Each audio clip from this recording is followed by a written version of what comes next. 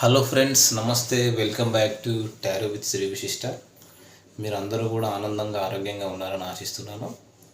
So ఇప్పటివరకు ఎవరైతే నా ఛానల్ని సబ్స్క్రైబ్ చేసుకోలేదు అందరూ కూడా నా ఛానల్ని సబ్స్క్రైబ్ చేసుకోండి, లైక్ చేయండి, షేర్ చేయండి, కామెంట్ చేయండి.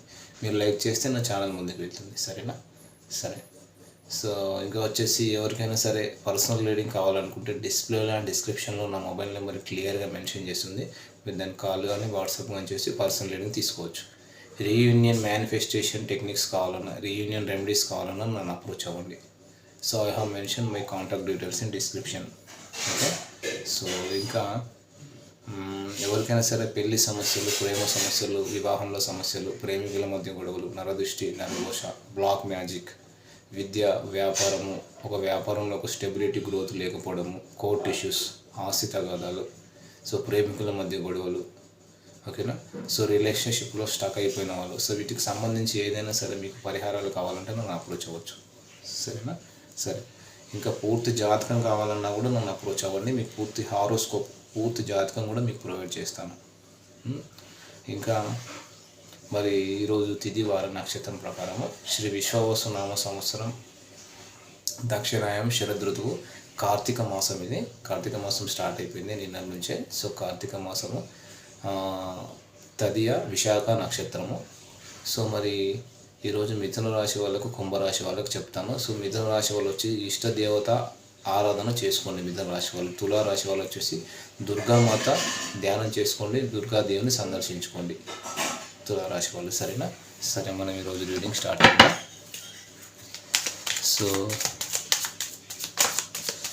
సో అందరూ కూడా మీ పార్ట్నర్ ఫేసు, మీ పార్ట్నర్ నేము, మీ పార్ట్నర్ డేట్ ఆఫ్ బర్త్ తెలిస్తే డేట్ ఆఫ్ బర్త్ ఇమాజిన్ చేసుకుంటూ ఉండండి. ఎనర్జీస్ బాగా కనెక్ట్ అవుతుంటాం, సరేనా?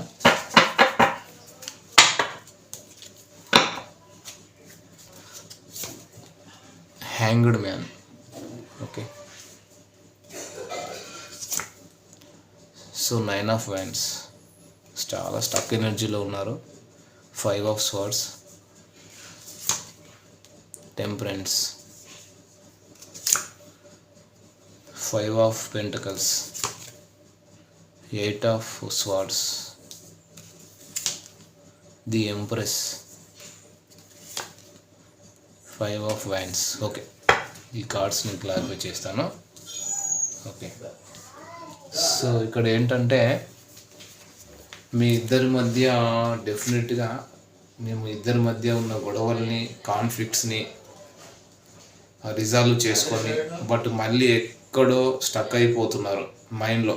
అంటే మీ ఇద్దరి మధ్య ఉన్న గొడవలు ఏదైతే ఉన్నాయో, కాన్ఫ్లిక్ట్స్ని రిజాల్వ్ చేసుకొని, బట్ మళ్ళీ ఎక్కడో స్టక్ అయిపోతున్నారో మైండ్లో, మళ్ళీ మీ దగ్గరికి వచ్చి మీతో మాట్లాడితే మీరు ఏమనుకుంటారో, మీ రియాక్షన్ ఎలా ఉంటుందో అని,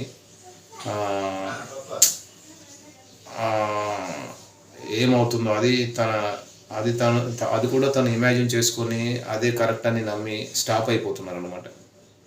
అంటే స్టక్ అయిపోతున్నారు. నా చేతుల్లో ఏమీ లేదు, నా వల్ల ఏమీ కాదు, నేనేం చేయలేను.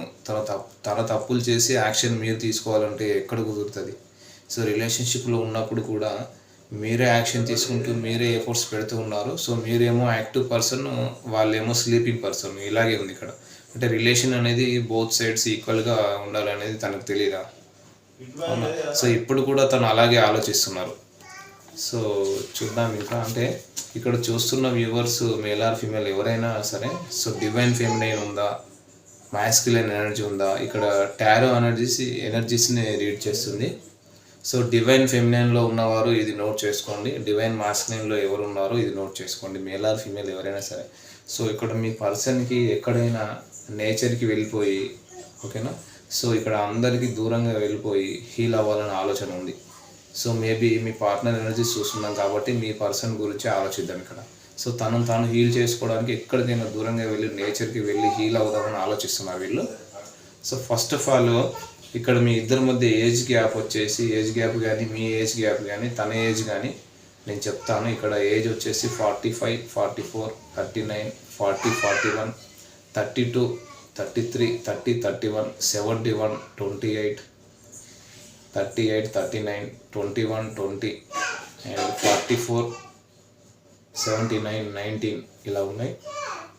సో ఇక్కడ మీ ఇద్దరి మధ్య డెఫినెట్గా నో కాంటాక్ట్ ఆర్ సపరేషన్ వచ్చి 5 years 6 years 2 years లేకపోతే 4 years ఎక్కువ కనబడుతుంది, 1 year కూడా ఎక్కువ కనబడుతుంది, అండ్ 2 years and 3 years కూడా ఎక్కువ కనబడుతున్నాయి. సో సైన్స్ కూడా చెప్తాను నేను తర్వాత, జోడియాక్ సైన్స్ రాశులు కూడా. సో చాలా ఒంటరిగా లోన్లీగా ఫీల్ అవుతున్నారు వీళ్ళు డెఫినెట్గా. చూడండి, చాలా ఒంటరిగా లోన్లీగా ఫీల్ అవుతున్నారు. సో వెయిటింగ్ మోడ్లో ఉన్నారు ఇక్కడ. భగవంతుడు ఒక ఆఫర్ ఇచ్చినప్పుడు మిమ్మల్ని అన్నీ వదిలేసి, అన్ని ఆఫర్స్ వదిలేసి ఒంటరిగా నిలబడ్డాను. సో అన్ని అవకాశాలు చేజారిపోయాయి. అంటే తనతో రిలేషన్షిప్ ప్యాచప్ చేసుకోవడానికి ఎంతో టైం ఉండే నా దగ్గర, కానీ ఆ టైం అంతా వేస్ట్ చేసుకున్నాను. నా ఈగో, నా ప్రైడ్, ఓకేనా, అవకాశాలన్నీ చేజార్చుకున్నాను. నేను ఎవరి కోసం బ్రతుకుతున్నానో కూడా అర్థం కావట్లేదు. ఇప్పుడు తను ఒంటరిగా మిగిలిపోయారు, ఓకేనా. తను ఆఫర్ చేస్తున్న యాక్సెప్ట్ చేయట్లా, తీసుకోవట్లే. వాళ్ళు ఒంటరితనంతో మీ గురించి ఆలోచిస్తున్నారు ఇప్పుడు డెఫినెట్గా, ఓకేనా. వాళ్ళను వాళ్ళు ప్రొటెక్ట్ చేసుకుంటున్నారు. ఇటు నుంచి బౌండరీ సెట్ చేసుకుని వాళ్ళు అవతలికి వెళ్ళడం లేదు, వేరే ఎవరిని లోనికి రానివ్వట్లేదు, వీళ్ళు అవతలికి వెళ్ళట్లేదు, బౌండరీ సెట్ చేసుకున్నారు. మీకోసం వెయిటింగ్ మోడ్లో ఉన్నారనేది కనబడుతుంది, ఓకేనా. అందుకే తను ఒంటరితనం నుంచి బయటపడడానికి తను నేచర్లోకి వెళ్ళాలి, బయటికి వెళ్ళాలన్న ఆలోచన ఉంది.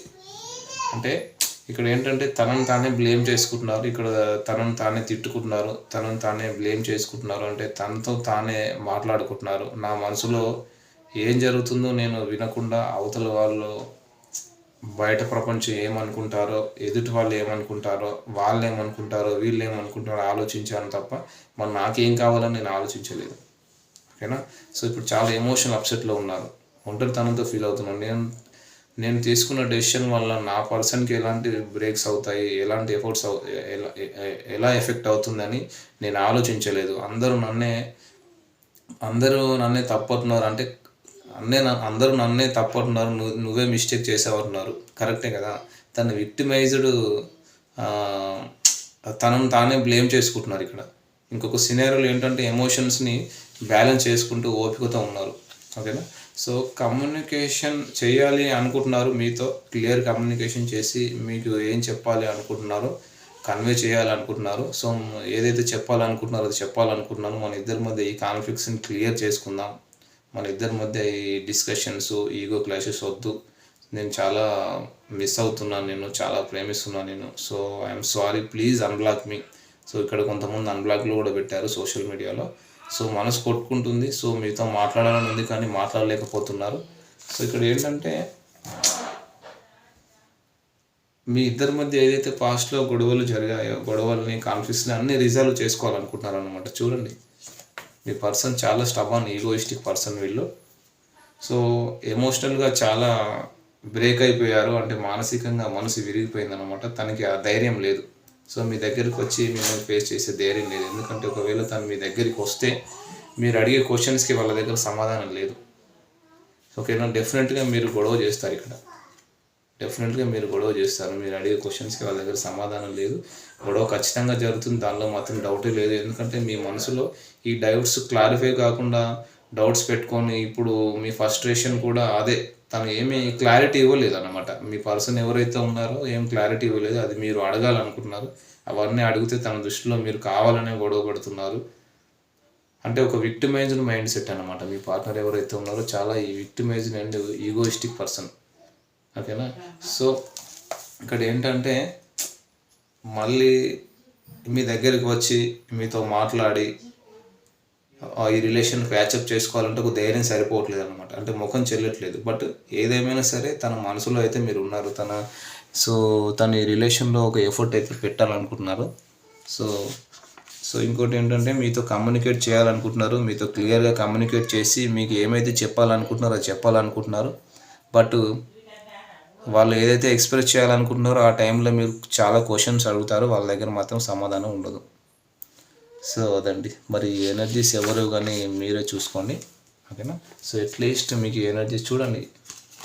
9 of Swords, స్లీప్లెస్ నైట్స్, ఒంటరితనంతో నిద్రలేని రాత్రులు గడుపుతున్నారు.